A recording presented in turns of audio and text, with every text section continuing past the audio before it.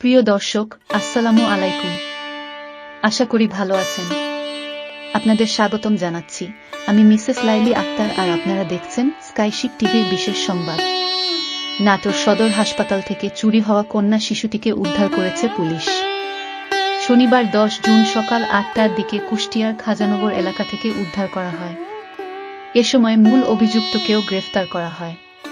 Police super Saifur Rahman জানান, শুক্রবার 9 June সকালে সদর হাসপাতালে একদিন আগে ভূমিষ্ঠ শিশুটি তার দাদি খায়রুন নাহারের কোলে ছিল।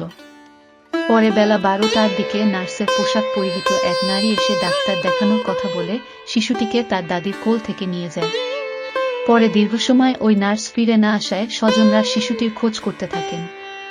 পরবর্তীতে পুরো হাসপাতাল চত্বরে সেই নারীর আর কোনো খোঁজ পাওয়া যায়নি।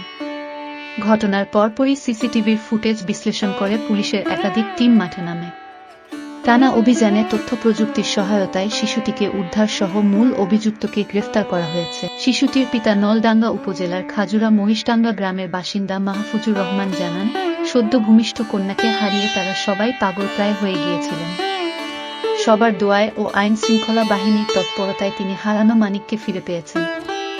অপরাধীদের কঠোর শাস্তি দাবি করেন তিনি। প্রিয় দর্শক, এতক্ষণ আমাদের সাথে থাকার জন্য অসংখ্য ধন্যবাদ। সেই সাথে আশা করি স্কাইশিপ টিভি চ্যানেলটি সাবস্ক্রাইব করে আমাদের পাশে থাকবেন।